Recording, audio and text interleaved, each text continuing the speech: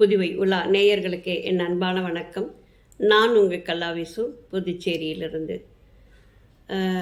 இந்த 60 வயது கடந்தவர்கள் பற்றி பேச ஆரம்பித்த பிறகு எனக்கு நிறைய தொலைபேசிகள். போன முறையே நான் சொன்னேன், நிறைய பேர் பேசினாங்க அப்படின்னு சொல்லிட்டேன்.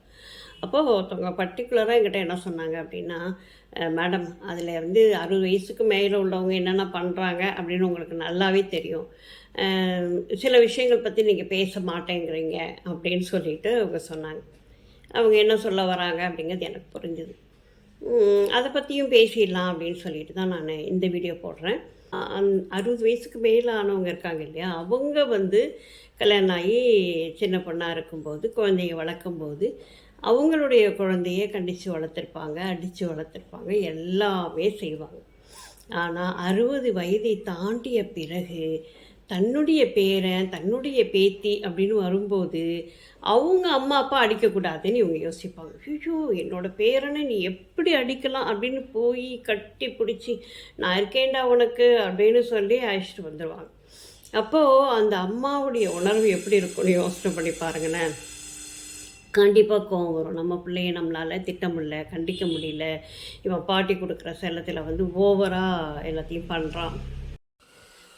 அது மட்டும் இல்லை, அப்பா மதிப்பெண் குறைவாயிடுச்சு அப்படின்னு சொல்லிட்டு பிள்ளைய திட்டுவார் இல்லையா, என்ன இந்த மாதிரி மார்க் வாங்கியிருக்கிற அப்படின்னு சொல்லிட்டு பிள்ளைய திட்டுனா உடனே இவங்க உள்ள நுழைஞ்சிருவாங்க.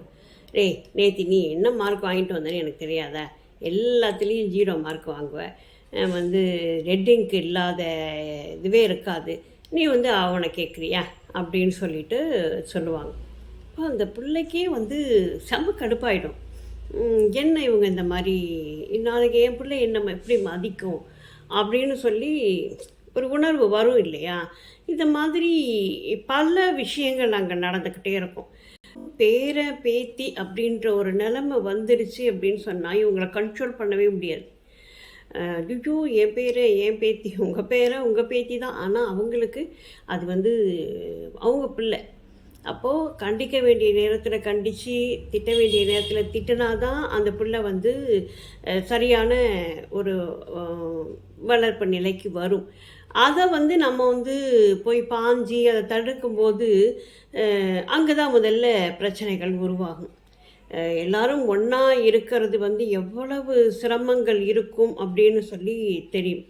அப்போ நம்ம என்ன செய்யணும்னா, 60 வயதை கடந்த பிறகு நமக்கான வாழ்க்கை அப்படிங்கிறது இந்த வீட்டில் கொஞ்சம் குறைவாக இருக்கிறது. நேற்று நாம் எப்படி முக்கியத்துவத்தோடு ஒரு குடும்பத்தை நடத்தினோமோ அதே மாதிரியான முக்கியத்துவத்தை இன்றைக்கு மருமகளும் மகனும் சேர்ந்து இந்த குடும்பத்தை நடத்தணும். நம்ம கொஞ்சம் ஒதுங்கி இருப்போம், நம்மளை கேட்டால் மட்டும் நம்ம பதில் சொல்லுவோம் அப்படிங்கிற சில விஷயங்களை இவங்களும் புரிஞ்சிக்கிட்டால் கொஞ்சம் நல்லா இருக்கும் அப்படிங்கிறது ஒரு நிதர்சனமான ஒரு உண்மை. எல்லா விஷயங்களையும் தலையிடாமல் இருக்கிறது அது ஒரு கம்பீரமாக இருக்கக்கூடிய ஒரு விஷயமாக இருக்கும். ஆனால் நிச்சயமாக முடியாது. பல நேரங்களில் இந்த காந்தியுடைய அந்த 3 குரங்குகளை நம்ம நினச்சிக்கணும். கண்ணு தெரியல, வாய் பேசவே முடியாது, காது கேட்கவே கேட்காது அப்படின்னு சொல்லி நம்ம கப்சிப்புன்னு அமைதியாக இருந்துட்டோம் அப்படின்னு சொன்னாக்கா நமக்கான இடம் கூடுதலாக கொஞ்சம் நாளைக்கு அந்த வீட்டில் தொடரும். அதனால் 60 வயசை கடந்துட்டோம், நமக்கான வாழ்க்கை முடிஞ்சு போச்சு அப்படின்றது இல்லாமல் நமக்குன்னு சில விஷயங்கள் நமக்கு இருக்கும் இல்லையா. ஒரு டைலரிங் தெரியும் அப்படின்னு சொன்னாக்கா அழகாக உட்காந்து நிறைய தைக்கலாம், டிசைனாக தைச்சி பார்க்கலாம். இல்லை பக்கத்து வீட்டில் உள்ளவங்களுக்கு, எய்த்து வீட்டில் உள்ளவங்களுக்கு ஒரு ஜாக்கெட் தைச்சி கொடுக்கலாம். இல்லை எழுத தெரியும் அப்படின்னு சொன்னால் நிறைய உட்காந்து எழுதலாம். இல்லை பேச தெரியும் அப்படின்னா அந்த மாதிரி ஒரு யூடியூப் ஒன்று ஆரம்பிச்சு கூடன்னு சொல்லிட்டு நீங்கள் பாட்டும் பேசிக்கிட்டு இருக்கலாம். நல்ல சமைக்க தெரியும் அப்படின்னு சொன்னாக்கா விதவிதமாக சமைச்சி மருமகளுக்கும் மகனுக்கும் போட்டு அவங்க சாப்பிட்றத அழகு பார்க்கலாம். இல்லை பாரம்பரிய உணவுப் பொருட்கள் நல்லா செய்ய தெரியும்.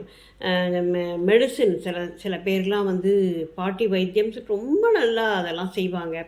அதை செஞ்சு கொடுக்கலாம். இப்படி நமக்கு என்னென்ன வித்தைகள் தெரியுமோ அதையெல்லாம் திருப்பி நம்ம இது பண்ணும்போது நமக்கு அந்த நேரம் கூட இல்லாமல் இருந்திருக்கலாம். ஆனால் இன்றைக்கு நேரம் நிறைய இருக்குது நமக்கு.